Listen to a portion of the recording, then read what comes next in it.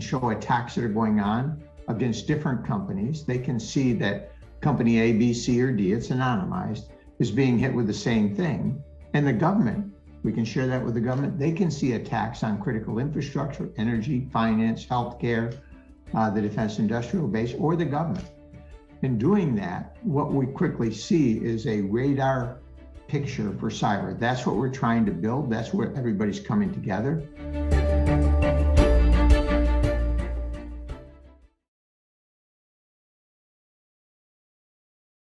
Welcome to Washington Post Live. I'm David Ignatius, a columnist for the Post.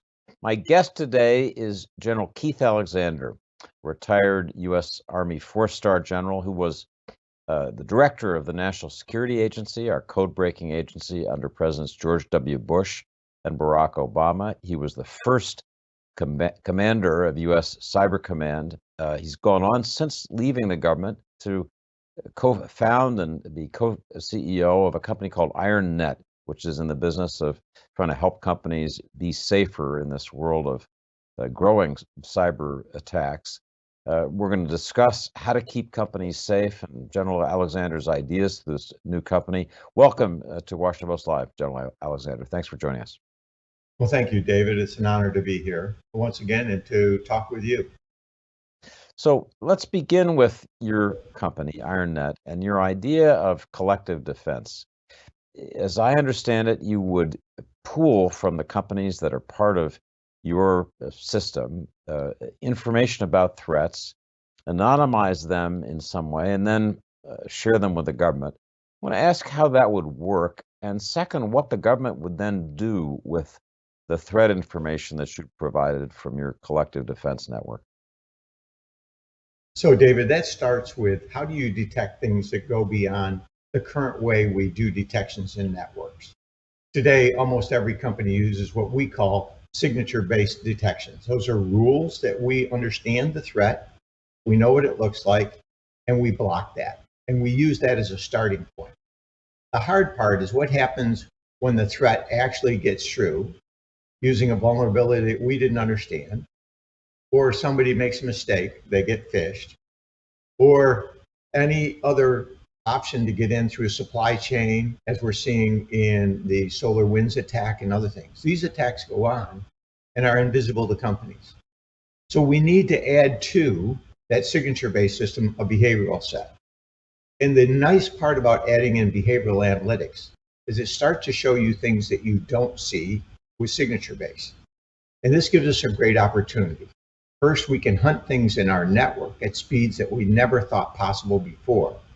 But as you said, it also gives us the chance to take that information, those events, put them up into the cloud, correlate those with other companies that are out there, and begin to get a picture of what's going on in cyberspace. Today, the big fault that I see and that I saw when I commanded U.S. Cyber Command, remember, we had the mission to defend the country. We couldn't see attacks on the country. The consequences, we're not doing defense, we're doing incident response. That's after the attack.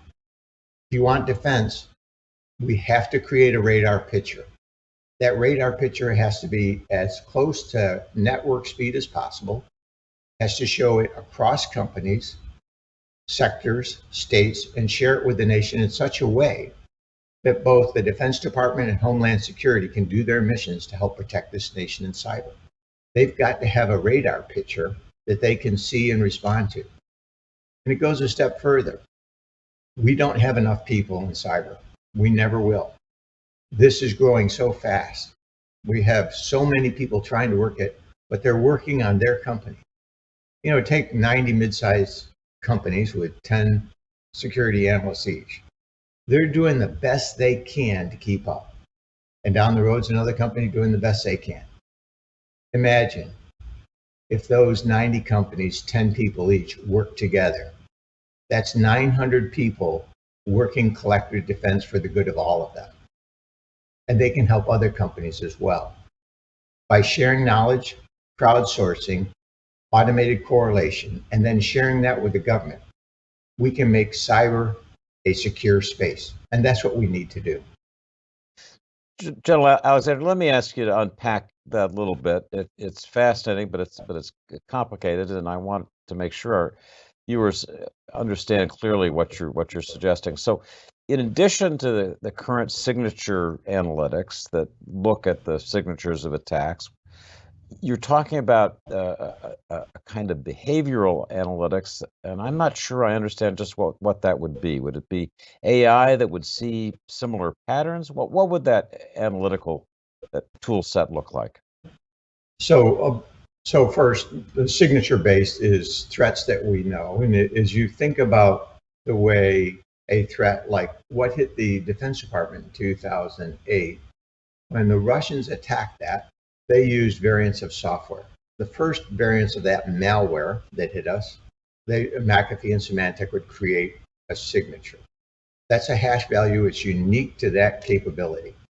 We'd put that in our systems and we'd block that. That's a good thing to do. That cuts the noise out of the system.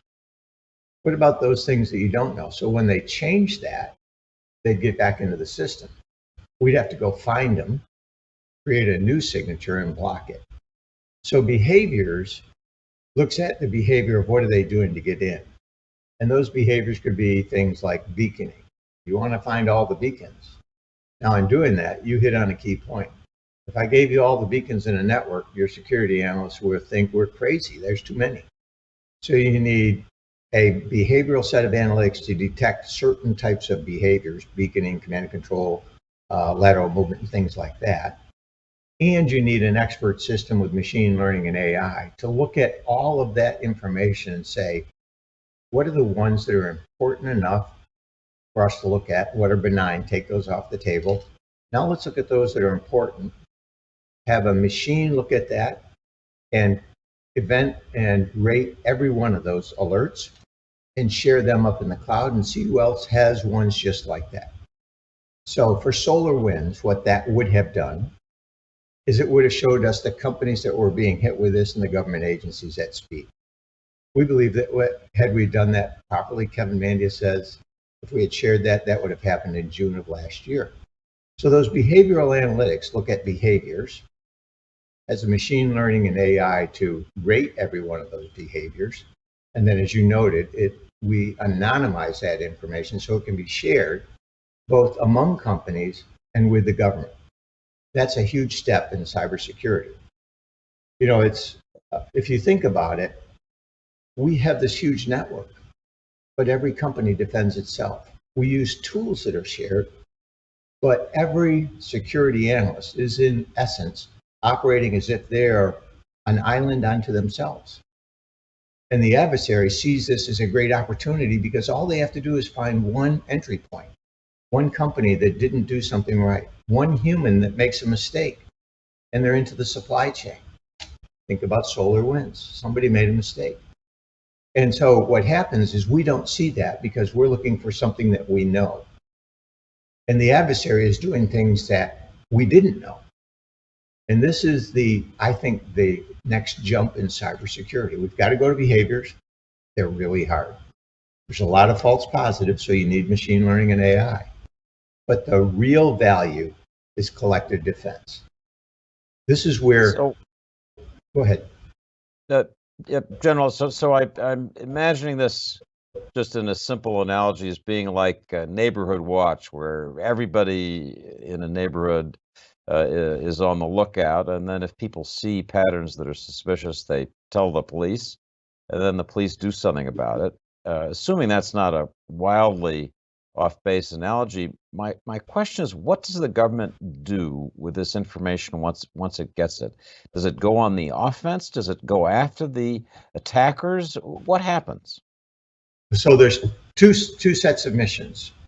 From DHS perspective, they want to make sure that our nation is secure, critical infrastructure. So what Director Jen Easterly and her team would be doing is making sure that we have protections in place, helping those companies that are under attack and doing what they can to ensure the security of that space.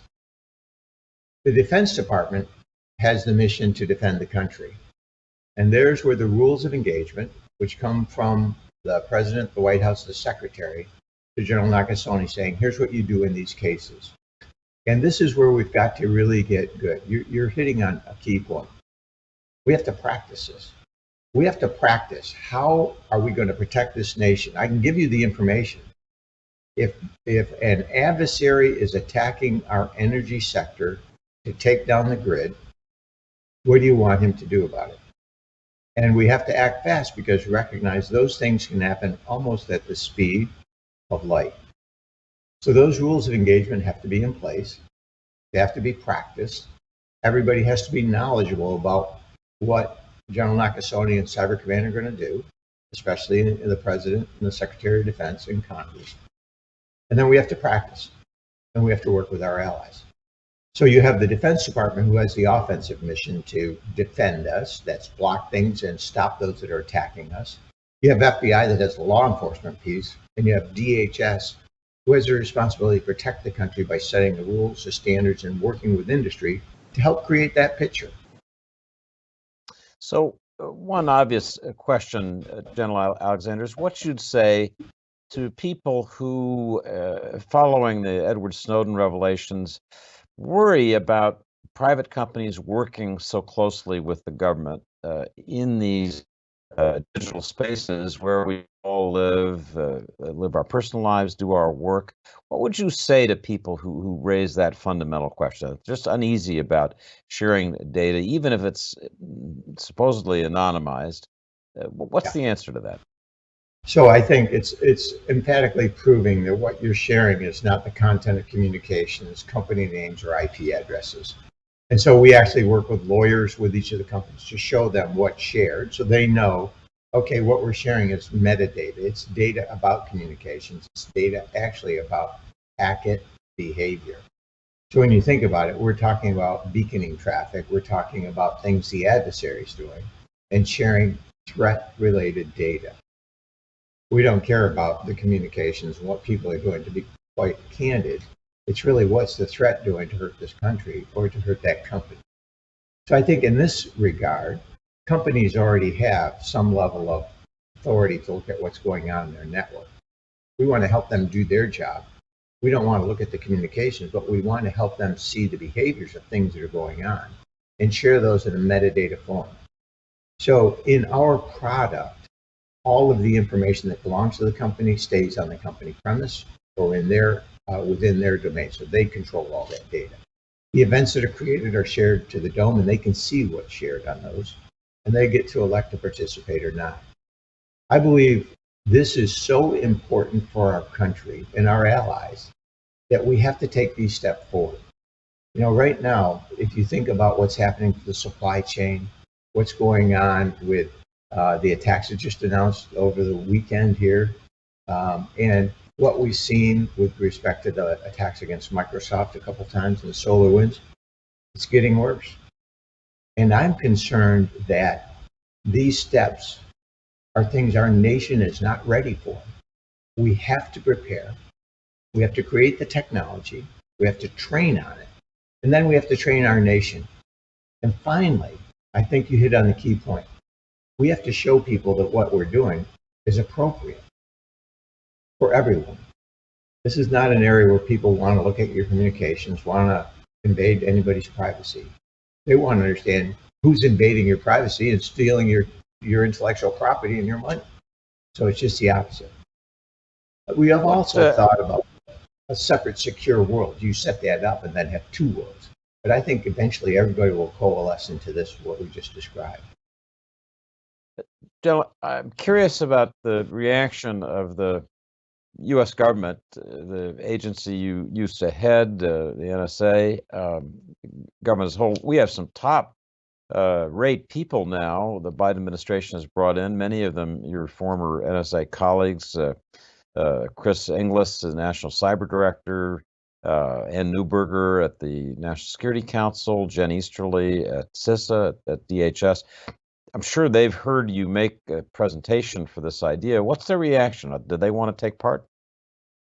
Well, the administration at large and the Solarium Commission preceding them actually talked about collective defense.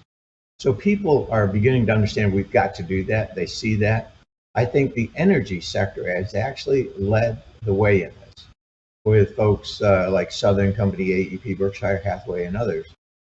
Their responsibility is to defend the grid. And they said, we can't do it by ourselves. We need help, and we need to work together on it. I think that helped also push the Solarium Commission to say the same thing, collective defense is a strategy forward. But you named 3 individuals who I think the world of, and add in General Paul Nakasone. Those 4, I think our nation is fortunate to have people that are that good in these positions. You know, they are brilliant, hardworking people who've gone back into government service at a tremendous pay cut to do a job that will help defend this country. And each of them worked hard when I was there to ensure the defense of this nation and our allies. So I am extremely proud that they're in there doing this job for our country. And I think if we're ever going to do it, it's with the team that's in there right now. So let me ask a couple of practical questions that people in our audience who think about cybersecurity must worry about. And the first question is, how safe is the cloud? For years, we've been told to move to the cloud, use cloud computing services, and it turns out in the SolarWinds hack that hit Microsoft, but hit many companies, that it was possible to penetrate the cloud. The cloud wasn't as secure as people had thought. So give me your assessment right now, without your collective defense system being in place, how safe is the cloud? Well, actually, I think for almost every company out there, small, mid-sized, the cloud is more secure than what they probably have on their on-prem. That's part one. I think the capabilities that are going into the cloud, Amazon's, AWS, Microsoft, Google, is actually really good. They've made some tremendous increases over the last decade in securing it with how they actually look at the cloud. You bring out a key point. We actually have the cloud infrastructure, which is taking all these communications and allows us to do things that we could never do before. And then we have these on-prem capabilities. And so things like SolarWinds starts on-prem, infects, and then uses other vehicles to spread that. In this case, I think it's the issue of the on-prem and the lack of visibility that we have that impacts the cloud. So when you look at that, I believe the solution still remains with collective defense, and that includes the cloud. So when you have processes going in the cloud and others have processes going in the cloud, imagine if you could see that like a radar system, and then you could see what's hitting companies that have an on-prem portion of their network on-prem, and they are trying to secure both. And right now, it's as if they're fighting this one lane, and over here somebody's fighting the same lane, and they have no insight of what's going on in the other battle. They just know we both lost. And so we've got to make that visible. And I believe, actually, the cloud is part of the solution for the future. More specifically, without the cloud, we couldn't do the collective defense that we're talking about because you can't share the data.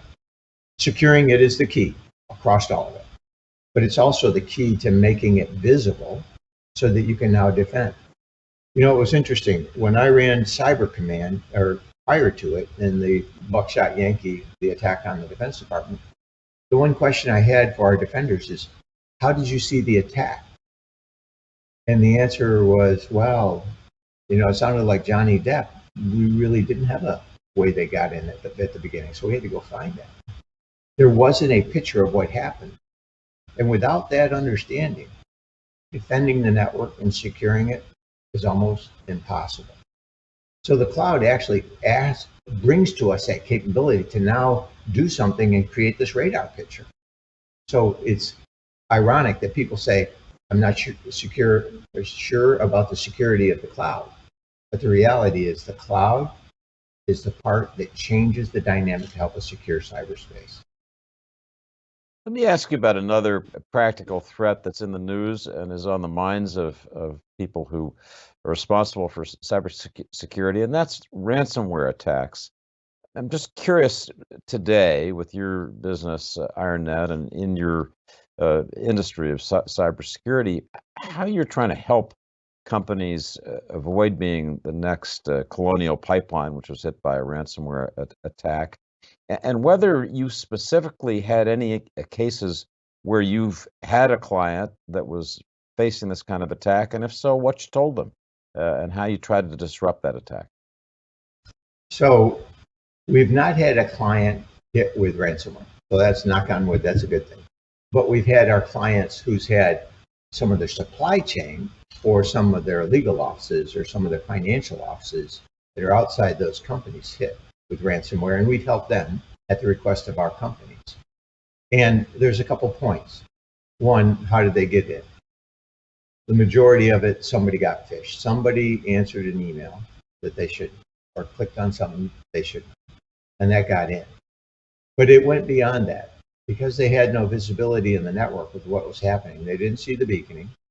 They didn't see this lateral movement. So beaconing means a piece of malware gets in and tells the adversary, I'm in here, here's where I'm at, and it sends back basic information to start the second phase of an attack. You don't see that, and you don't see this scanning that's going on to find out where you are and what's going on, and other movement to move malware around. All that happens on the network to make ransomware work. If you don't see that, then the ransom takes place. And in all those cases, the first step is how do you clean it up? And it's interesting, you see a division in those who say, I'm going to pay because I've got to, and think about Colonial Pipeline, worried about the gas to the East Coast. How do we get fuel to those that need it? And then those who say, I'll go rebuild my network, I'll take the hit. In both those cases, the irony is, what if we had worked together and protected that? And I like the idea that our government and our allies going after these ransomware attackers with what the FBI, what NSA, what DHS can do collectively with foreign countries, Interpol and others. Let's go after them. Let's hold them accountable and make them pay a price. Right now, it's pretty free. This is a huge business. They're not going to stop. So we're going to have to go after them and make them stop. One of the interesting things you said recently is that you'd like to see this idea of collective defense, sharing of information, going after bad guys in cyberspace, shared internationally. You talked about that being something you could do with our AUKUS partners, Australia, the UK, US, which are now in a submarine pact. You talked even about the Quad, which includes Japan, India, Australia, as well as the United States, being a place where this kind of threat information could be secured. It almost sounded to me, General, as if you were talking about a broader public-private version of what you in the cybersecurity business call the Five Eyes partnership down the road. Am I reading that right? Yes, I think we do need to work with allies in this case, and for a whole host of reasons. They're under attack. Our European allies, are hit constantly by ransomware. We see the attacks from Russia and China hitting them. In the Middle East, we see the same thing with Iran hitting the Gulf states with offensive, destructive tools. And of course, you look at Japan, Australia, and others in the Asia-Pac area, all of them are being hit. There's two benefits for doing this. One, I think, is good diplomatically for our country to support our allies. And two, we get to see those attacks up front, where they're hitting first, where they're being tested. And that can help us defend us better as well. I believe this is an element of national power now. It's clear from what's going on.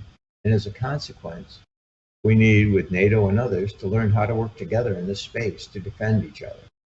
I think that's a huge step forward for our nation.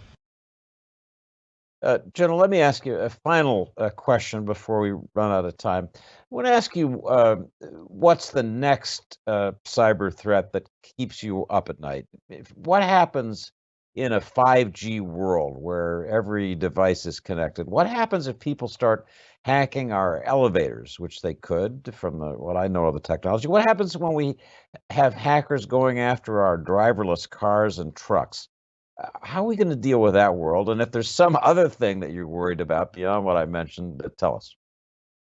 Yeah, so 5G adds a couple of orders of magnitude in complexity to cyber, as you mentioned, because the number of devices that are going on the network is increasing by at least 2 orders of magnitude. That's huge. That's going to be, as you noted, it opens up the attack surface for adversaries significantly. So we have to look at that. And I would put over here that our adversaries see cyber as an element of national power. If you want to hurt this country, what do? The first thing you do is you say, well, I'm going to hit them with a cyber attack. Think of the Colonial Pipeline times 50. What does that do to our nation? And are we ready for it? My answer, we're not. We need to build that collective defense.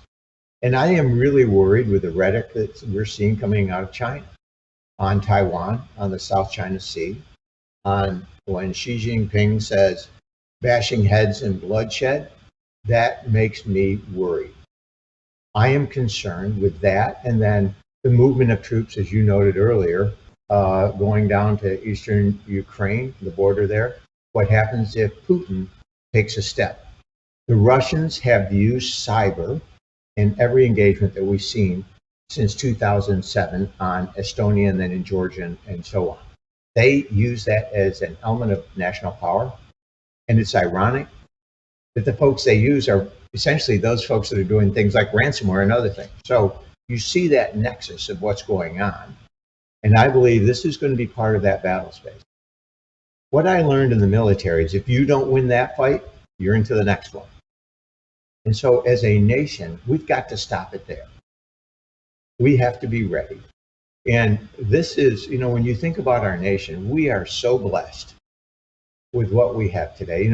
Put all the politics aside. I know it's hard in Washington to do that, but put all the politics aside and think how blessed we are when you look at all the other countries. And then look at the great technology that we have. We are the most technologically advanced and dependent country in the world. We have the most to lose. And we have to get out in front and defend that. And we have to train on that. I think our future and our children's future depend on us doing it. So I am confident that we can get there. I think we move way too slow. My is let's do it today. Let's go fix this. But we have to get on with it. So, General Alexander, that's a perfect place to end our discussion. Absolutely fascinating tour of what's ahead, what's possible. Thank you for addressing the questions people have about privacy and their privacy worries. We really appreciate you joining us on Washington Post Live. Thank you. Thank you, David. An honor to be here. So we'll be back with great Washington Post Live programming this week. Go to WashingtonPostLive.com. Take a look at our schedule of guests, register for the programs that interest you. Thank you so much for joining us today.